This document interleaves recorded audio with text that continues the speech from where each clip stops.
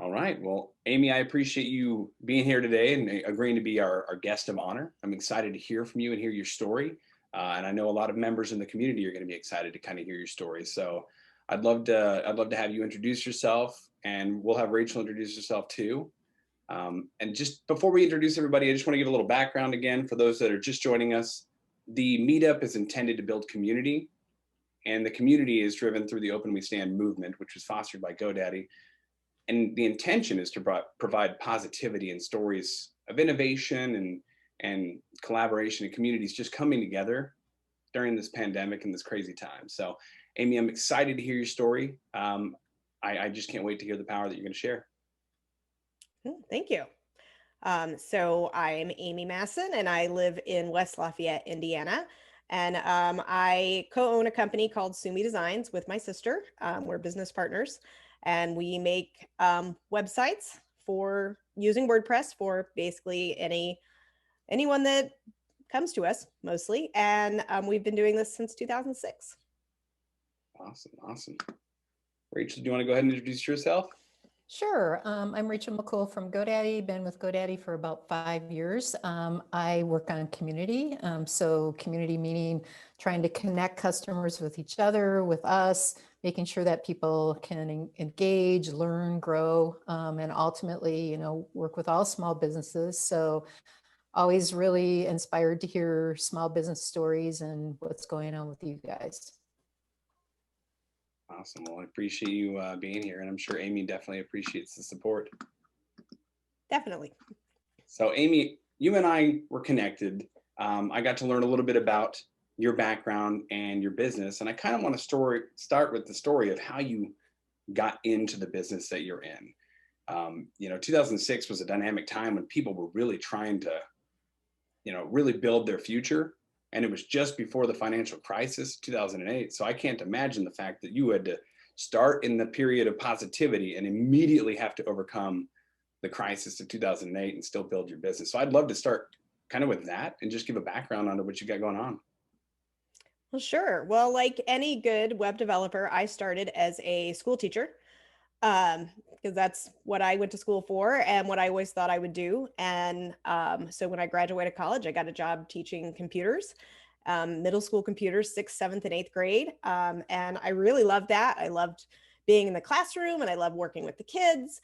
And my plan had always been to continue teaching. I knew I wanted to have a family, and I wanted to be home with them when they were little. But my plan was have kids, stay home for a few years, and then when they go to school, I go back to school too. But that's not really what worked out. So my son was born in 2003, and my daughter was born in 2005. And then sometime in 2006, my hairdresser wanted a website for her salon. And she knew I knew how to make websites because I'd done that in my role as teacher and at the school. And I'd done the school website and I don't know, a million other websites for the school, all the school needs. So she asked me to make her one, and I did. And then a few weeks later, she called me up out of the blue and said, "Hey, my client needs a website. You should call her." And she was like, she can afford it. So I was like, okay. And I called her up, and she wanted a website. And she had a website. She didn't like it. She wanted me to redo it. And so my sister was a graphic designer, and I'm not a graphic designer, but I knew how to do HTML and CSS. So we kind of put our heads together, and we built this website for this boutique. Like my first website from a hairdresser was on a trade. So I didn't actually consider that like a business job. But then this person was actually willing to pay us like real money. I think we made $600. It was very exciting. And that was kind of where we started, and that was our first client. That's awesome. So you happenstanced into your opportunity. I love that because obviously you were already talking about something that you were passionate about. I mean, otherwise, how would your hairdresser know that you've got the skill set that you can bring to the table? And then not just that, but to see an immediate return on that, like that investment, even though it was a friendly trade, it ended up kind of pivoting you into an opportunity to build your business. And I love that because that's how so many entrepreneurs end up in business. It's just accidental opportunity that they kind of lean into.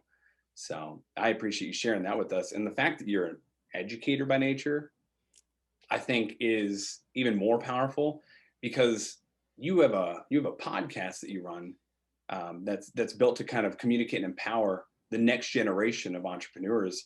Um, and I just think that it's amazing, especially since you're doing that, coming from both a technical and an educational background. It's important to be able to communicate that to people. So, more power to you. That's amazing. Thanks. Yeah, I had never planned to be a business major. I actually was a business major for a semester my freshman year of college, and I took exactly one business course before I changed direction, and I'm sure that that business course prepared me with everything I needed to be a business owner. Wait, that's not right. Um, but it was something that I was able to do because, I was staying at home, so I didn't have to work at that time, but I wanted to work, but I didn't want to be away from the children. So I could do it while I was home. I could do it when they were napping. And, if I didn't make any money, it wasn't, I wasn't going to lose my house. So it was something I was able to grow very slowly over the years, to where, now we're, have a team of 4 people and working full time and, pretty busy and actually make a living at it, which is not what I was doing when I was getting free haircuts.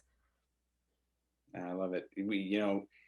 Being able to build a business with honest intention is so hard because sometimes we're just driven to have to pay the bills that are in front of us.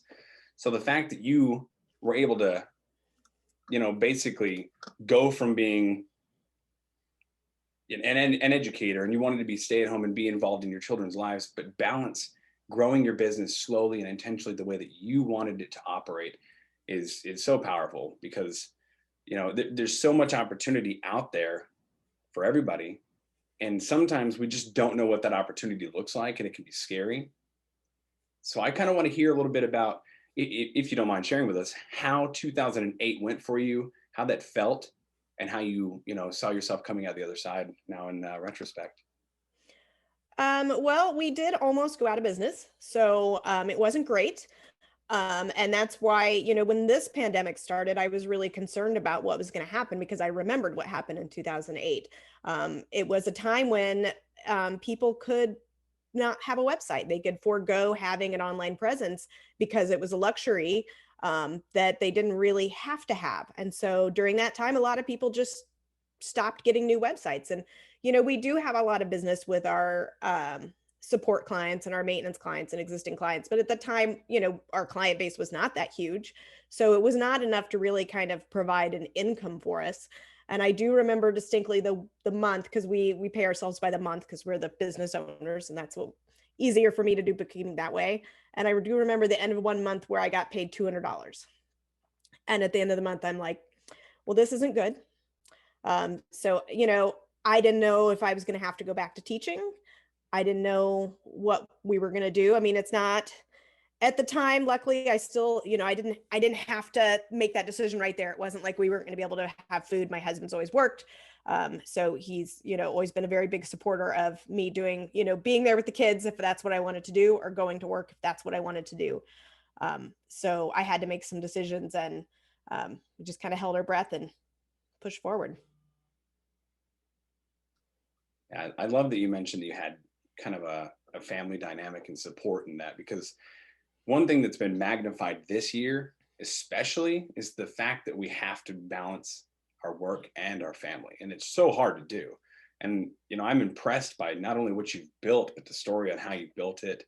And your business is thriving and it's doing well. You're an amazing entrepreneur. You've got a skill set and people definitely seek and want that. But then you kind of went one step forward in launching your podcast. And your podcast is just such a powerful voice for you because it's not just about the technical. People want to hear the story about how you started your business, how you made decisions, how you had confidence, how you made the decision to break through 2008 financial crisis and move on past that. I think that that's the stories people really want to hear and align with. And your voice isn't just teaching them, it's giving them confidence to go out and start their own businesses and create something for themselves. So I'd love to hear more about your podcast and how often that occurs and kind of what the direction and the intention is with that, if you don't mind sharing with us. Sure. So The podcast started a little over, well, almost 2 years ago, kind of in the wake of the Me Too movement. And, I've always been a big feminist, and I was feeling particularly crushed by misogyny in the tech industry. And I was, loading up to go to WordCamp US. It was in Nashville that year. And I was filling up my phone with podcasts, tech podcasts for the road. And I'm like, man, these are all guys. These are all dudes. Where are the women in these podcasts? And so I put out on Twitter, I'm like, if I started a podcast or, about women in WordPress, would anybody listen? And I had kind of a big response that frankly overwhelmed me. So I recruited two of my friends in WordPress that had already had this idea and just never followed through with it. And together we decided we were going to do this podcast. And we're a well-oiled machine that still don't know what we're doing, but we get together. We have a podcast that comes out every other week. It's called Women in WP. And it's just about the women that are behind this industry, that are running anything from marketing to content writing to building websites to design, anything that can tie back to WordPress. And we're talking to women of all areas all over the world. We've talked to people in Africa and Serbia and Italy and Greece. So it's been really interesting to talk to these women and hear their stories about working in this industry. And the main thing is I wanted to show other women that, we're here, even though the tech industry is very dominantly male, that we're here and we're making a difference. And there are these women doing these amazing things. Yeah, I love it. I love that you've got such passion on what you're building, and your voice is kind of giving confidence, like I said, to a community. You're bringing together a community. It's not like, you're saying that you have everything under control for yourself. You've got the HTML background and the programming background, the more technical side. And I think it's your sister, right, that does the more artistic side. And you guys are leveraging and balancing on each other. And having a podcast that expresses that and makes it okay to reach out and communicate with each other is powerful, because they need to know that other people like you, Amy, exist out there, and that they can feel confident if they want to go after their dreams. It's so, and I think Rachel can speak to this because she's one of the influencers in this community. She's got such a powerful, amazing, vision for small businesses and entrepreneurs out there. And I think it's important. I think it's important what you do.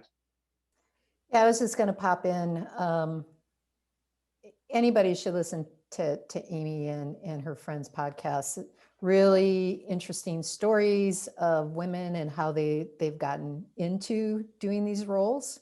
And I've particularly liked how you guys have brought in people from other parts of the world, because everybody's experience is different for running small business worldwide, and especially for women. There's a lot of challenge for women globally on creating businesses and being able to sustain them. And the stories are amazingly inspirational. And Amy and her friends do a really good job of kind of tag teaming on questions and really good energy. And you guys are doing it virtually. You're not all in the same room together. And you've been doing that for a while, which is really cool. You were doing that way before COVID hit.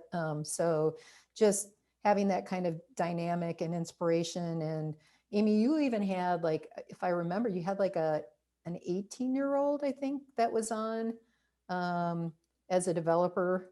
And I think you met her at one of the WordCamps, if I recall. I'm blanking on, we've had a lot of people.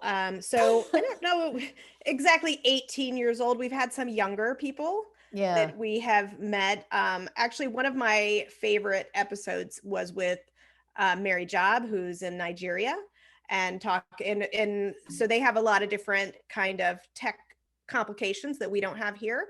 And one of the issues that she had was they frequently lose power.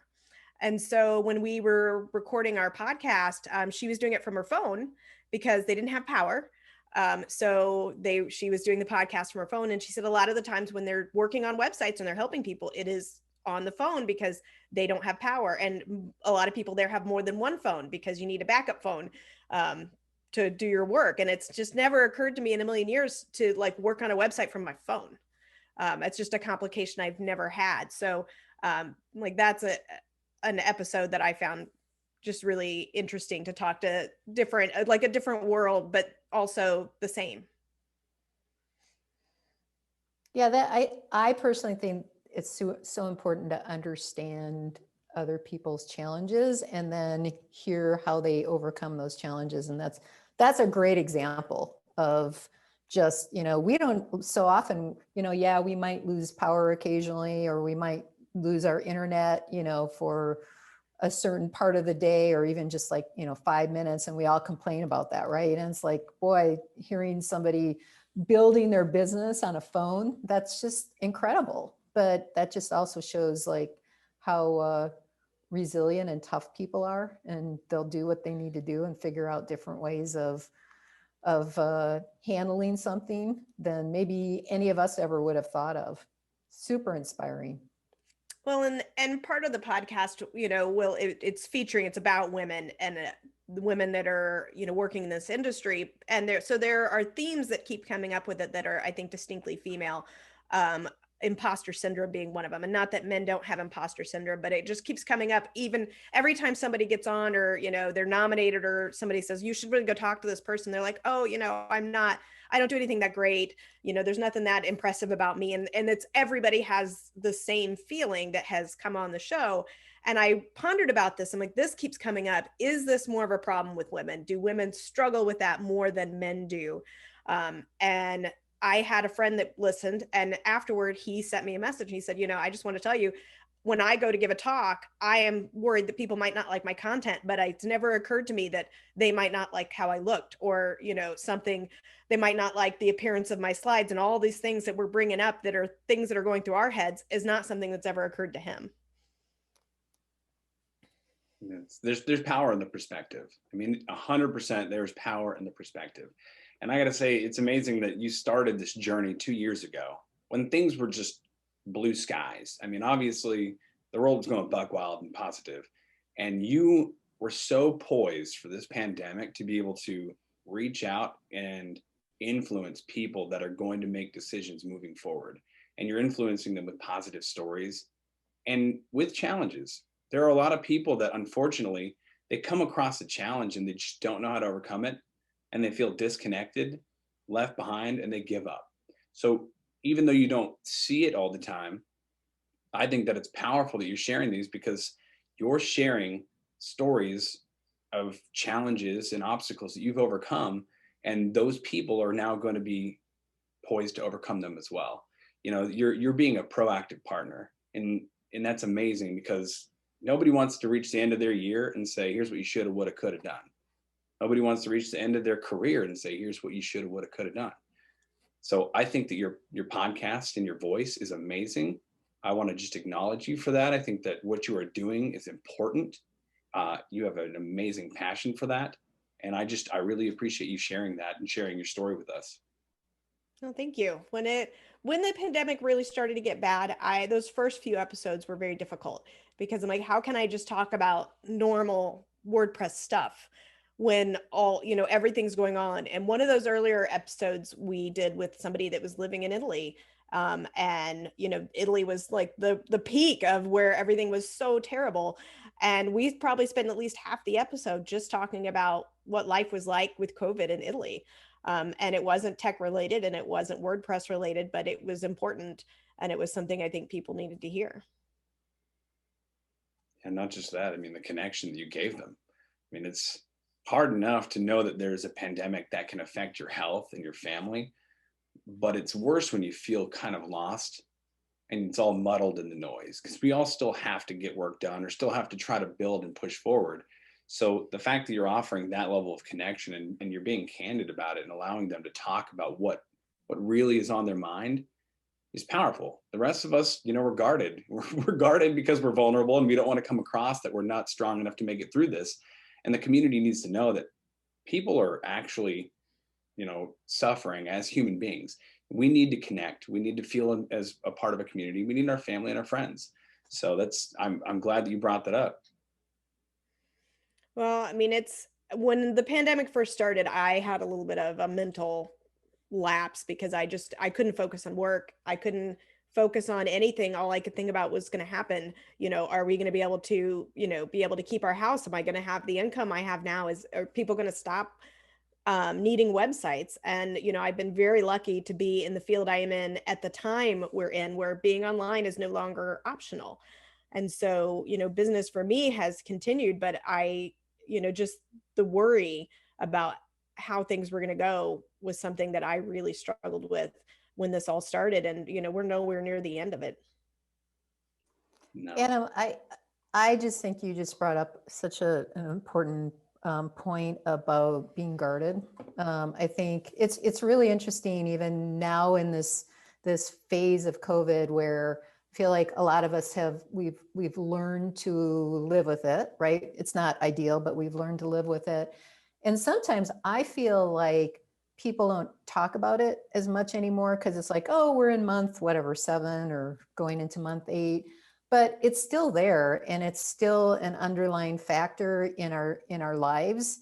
And I feel like it's important to acknowledge that it's there, and that people still have anxiety around it, and it impacts people's days in different ways. And by acknowledging it, then it's like you can hopefully let your guard down a little bit and because other people are feeling the same. And so, but by not acknowledging it, then it makes people feel alone. Like, God, am I the only one that's still feeling, like anxious around COVID or around the entire situation? And there are still lots of small businesses that are suffering.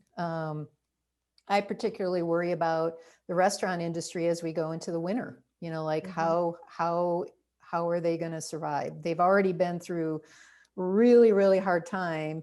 They've started to pivot and have opened up some, opportunities for them, but now we're going into the winter phase, and I think a much more challenging phase for so much of not only our country, but, the world as well, that's dealing with the season. So we all have to be thinking about, like, how can we support people who are still really having a hard time, and even people who are doing well, and there are people that have been amazing in their pivots, right? Like they've come up with completely different business models than what they were doing before, and they're doing well with it. But there's always snags in life. And so having conversations like this and hearing from people like Amy and Adam, you're such an amazingly positive person, is helpful to others, because we need to hear that it's not roses every single day for all of us, right? We still deal with these things, but by having the relationships and having other people to just compare notes with, sometimes it's just really helpful to know that, hey, we're not alone. We're all in this together. If one business survives, hopefully that can be inspirational for 10 other businesses that are struggling. So Amy, your podcast, I think that's a great example. Adam leading these meetups is another example of just hearing stories from people. And, let's be real, like all of us have our challenges, but also hopefully we have really good things to talk about. I love it. Thank you, Rachel, for saying that. It's a crazy time. Amy and I were talking about how we were balancing family and business and rec before everything hit. It was all separated. The world was separated. You had kind of this poise when you're in business to remain focused and shut off from the rest of the world. And now it's blended. And that's, at first, I feel like it started almost as a stress factor for people, because they didn't want to come across like they weren't giving it their all. And I think that was a huge vulnerability for a lot of business owners. And doing things like this, where we're sharing stories and we're having conversations and we're talking about the fact that my kids are in the next room, or that we had to go through 6 months of lockdown and balance business and pivot and create schedules. That's a real, tangible example of what's really going on. And it makes people so much more human. So I just love doing these. And Amy, I love your story. I think that one of the things that will get us through, and I might be overly positive, but that's just me. I think one of the things that will get us through this coming winter is having more artistic and technical entrepreneurs coming out that can make decisions or perspectives or share stories. So Amy, you're sharing podcasts, empowering female entrepreneurs to take up, the passion to create and change their own lives. And the fantastic part about that is they're going to have ideas and perspectives that are going to give some of these business owners confidence to change. If something closes down or they struggle, they're going to need to call you and they're going to have to make a change. And they don't know the technical, and they probably don't want to know the technical. They just want to know that you're there and capable and willing to give them some advice, share your perspective, maybe come up with some new concepts or ideas. And I think that what you do is valuable. So I just appreciate you on that. Is there anything that you want to share with us that's, I guess, a story or anything that's come up recently before we, close this out? You know, I don't know if I have a specific story. I've been, we're going into winter here soon, and I've been having kind of a mental lapse about how that's going to work. And, it's been relatively normal for me because I already worked at home, and I already actually ordered my groceries and picked them up in my car. So I never actually went in the grocery store. So, bye, Rachel. Um, so that my life has mostly been the same. I can hang out with people outside. But now that it's getting colder, those outdoor socializations are going to go away. And that's my real fear is, losing that connection with people during the winter. And, how do we stay safe, but also, not be isolated? Yeah. I mean, I think that's important. So I think embracing some of the technologies we have. Obviously, Zoom has become a huge part of everybody's lives, or whatever video platform they're using. Mm-hmm. And I think that's going to be more important moving forward, or at least just picking up the phone. I mean, I, I hate to say it, but so many of us want to try to schedule and get on calls, and it's so much easier to just pick up the phone in between meetings and just say hi, ask people how they're doing, especially if you've got people that you're collaborating with and you're building up. And I know you are, because you've got this amazing following. You wouldn't be on here otherwise. It's just being available is probably going to be what gets us through, honestly. Yeah, it's not going to go on forever. I don't think it's going to end anytime soon. So, we'll muddle through. We'll get through it somehow. But that's what's on my mind currently is impending winter. Yeah, well, winter is coming. Yeah, exactly. Well, I appreciate you being with us today to share your story. I think that, like I said, your journey from starting in the middle of a financial crisis and balancing family and surviving that is powerful, but then being so prepped to influence and share your journey prior to this pandemic it's just surreal. I think that you've got such amazing good karma, and it's following you, and it's reflecting in your character and in your following. Well, thank you. Thank you. I appreciate you, Amy. Is there a website that we can direct the listeners to that you'd like them to go check out, either the podcast or your design studio? Well, they can go to both. So the podcast is womeninwp.com. And then my website for my business is Sumi Designs. It's SUMY because I'm Amy and my sister is Susan. So that's how we got Sumi. So sumidesigns.com would be for anybody that's interested in a website. Awesome. Well, thank you again for sharing your story. And we really appreciate the positivity and the light that you're shedding on this. All right. Thank you. Thanks so much.